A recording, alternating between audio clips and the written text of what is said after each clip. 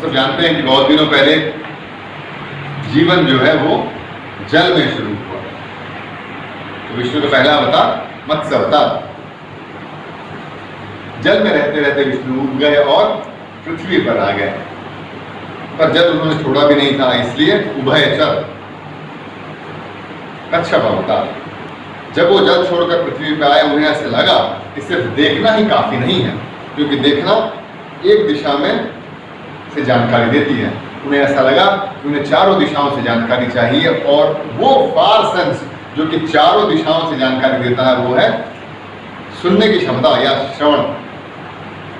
पर कठिनाई ये थी कि पानी से जब वो बाहर आ गए तो जो आवाजें कान के अंदर जानी चाहिए वो पर्याप्त मात्रा में पहुंच नहीं पाती थी। क्यों? क्योंकि आवाज जब मीडियम बदलता है तो लगभग 99% आवाज बाहर की तरफ चली जाती है।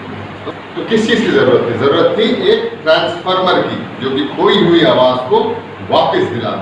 वो ट्रांसफार्मर हमारे कान के अंदर का मिडिल ईयर है। मिडिल ईयर अपने कुछ कर्तव्यों से खोई हुई आवाज को वापस लाने में मदद करता है। कैसे, वो हम देखेंगे। मैंने आप लोगों को बीच के कान की 3 हड्डियां बनाने के लिए बताया था। किसने बनाया है? ये बनाया।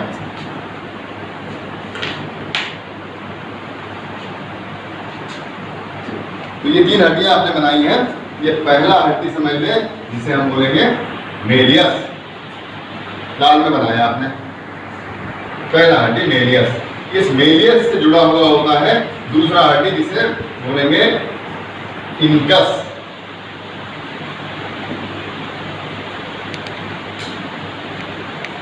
और कान की और शरीर के 208 हड्डियों में सबसे छोटी हड्डी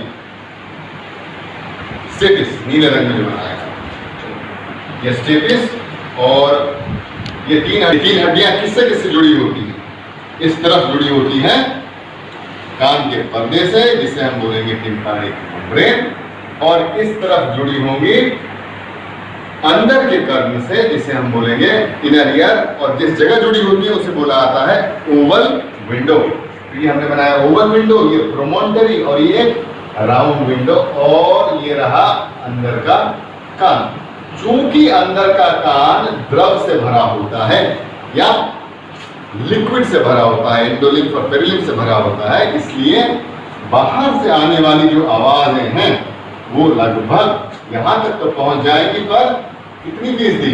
99% से ज्यादा बाहर निकल जाएंगे, और सिर्फ 1% से कम अंदर जाएंगे। तो जब पानी से बाहर आना हुआ तो सुनने में कमी हो गई, पर बिना सुनाई के रहना टिकना मुश्किल था। इसलिए बीच के कान का इजाद हुआ। ये जो मॉडल आपने बनाया है वो गलत है। क्यों गलत है? क्योंकि अगर हड्डियों की लंबाई इस तरह की होगी तो मिडिल ईयर का जो ट्रांसफार्मर का काम है वो नहीं हो पाएगा। मिडिल ईयर का जो ट्रांसफार्मर का काम है वो 3 उपायों से होता है। पहला, एरियल रेशियो, या आपने कांटी देखा है, या अगर आप देखें तो ये 2 कांटियां मैं दिखा रहा हूं आपको। 2 कांटियों में कौन सा बोर्ड पिन बोर्ड में लगाना ज्यादा आसान है? जाहिर सी बात है, ये बोर्ड पिन बोर्ड में लगाना ज्यादा आसान या सरल है, क्योंकि एरियल रेशियो, पीछे का जो सरफेस एरिया है या पीछे का जो क्षेत्र है वो आगे के क्षेत्र से बहुत ज्यादा है। इसलिए मैं अगर जरा सा भी ताकत इस्तेमाल करूं, बड़े आसानी से ये लग सकता है। जबकि अगर मैं इस दूसरे कांटी को कोशिश करूं, जो कि वही कांटी है पर इसके ऊपर का सपोर्ट तोड़ा गया है, तो इसे अगर मैं कोशिश करूं तो मुझे बड़ी कठिनाई और ज्यादा ताकत का प्रयोग करना पड़ेगा, और उतना अच्छा जाएगा भी नहीं अंदर। तो ये रहा एरियल रेशियो का कमाल। तो यहाँ अगर हम देखें तो ये जो टिम्पैनिक मेम्ब्रेन है, ये कान का पर्दा है, ये टिम्पैनिक मेम्ब्रेन या कान का पर्दा है, और ये ओवल विंडो जिससे कि आवाज अंदर जाती है, इन दोनों के क्षेत्र में लगभग 17 गुने का फर्क होता है। या टिम्पैनिक मेम्ब्रेन अगर 17 गुना बड़ा होता है, किससे? ओवल विंडो के सरफेस से। तो तो ये पहला तरीका हुआ जिससे कि बाहर से आने वाली आवाजें जो कि 99% बाहर चली जाती है उनको बड़ा किया जाता है, या इसे एरियल रेशियो भी बोला जाता है। एरियल रेशियो ये पहला माध्यम हुआ जिससे कि आवाजें बड़ी की जाती हैं या संग्रहित की जाती हैं। दूसरा तरीका हो गया जिसे हम बोलते हैं लिवर एक्शन।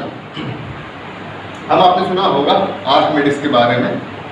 आर्किमिडीज का कहना था अगर उन्हें पृथ्वी के बाहर एक जगह मिल जाए, एक लंबी सी डंडी मिल जाए मनचाही, और एक पत्थर मिल जाए, इस पत्थर को, इस लंबी सी डंडी को वो इस तरह संयोजित कर सकते हैं कि पृथ्वी को उठा लें।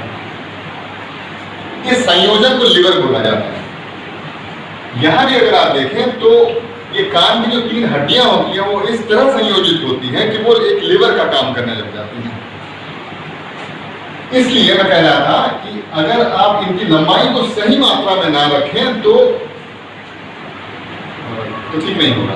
आपने लंबाई यहां तक की बनाई है जो कि लगभग इनकस और मेलियस बराबर हो रहे हैं, लेकिन अगर ये बराबर हो जाए, यहां अगर आप देखें तो ये बराबर नहीं, ये छोटा है और ये कई गुना लंबा है ज्यादा। इसलिए ये मेलियस लंबा होना चाहिए। कितना लंबा होना चाहिए? कितना लंबा है? ये 1.3 गुना लंबा है। किससे? इस इनकस से। अगर ये 1 है तो इनका ये जॉइंट या फल्क्रम जिसे हम बोलते हैं वो कहाँ है? ये फल्क्रम कहाँ है? ये फल्क्रम है इसका इंक्यूडोमेड्यूलर जॉइंट। ये जॉइंट इंक्यूडोमेड्यूलर जॉइंट ये फल्क्रम का काम करता है।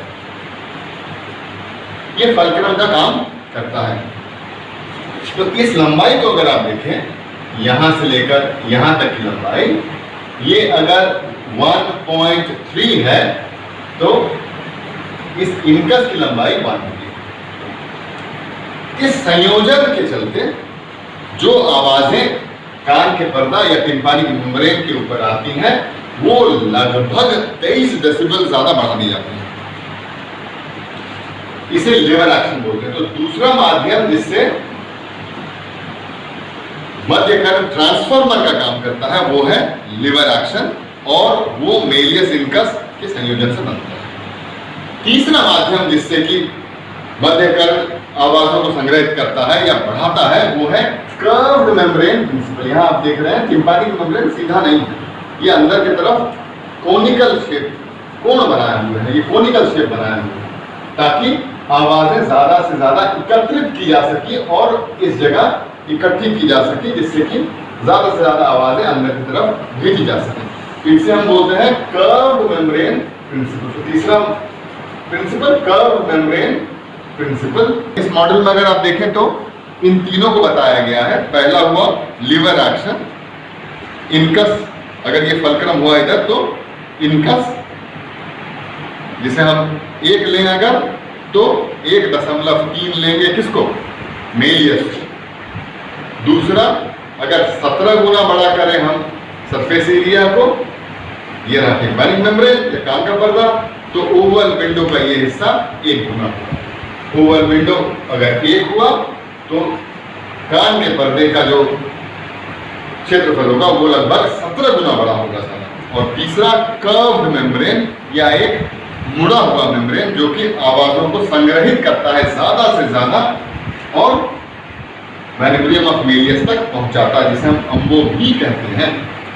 इसे अगर आप बेहतर तरीके से जानना चाहें तो यहां आप देख सकते हैं इस मेम्ब्रेन को कर्व बनाया गया है ताकि ज्यादा से ज्यादा आवाजें ये संग्रहित कर सके। यहां भी अगर आप देखें तो ये मैनिपुलियम ऑफ मेलियस 1.3 लंबी है ज्यादा, इनकस उससे छोटी है 1। सरफेस एरिया अगर देखें 17 गुना बड़ा है और ये लाल हिस्सा ओवल विंडो 1 गुना है।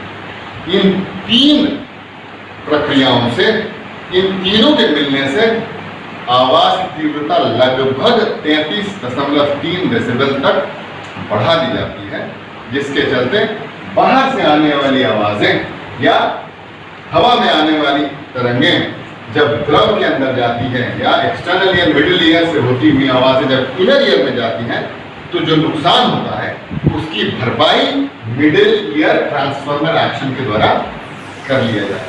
यही है मिडिल ईयर।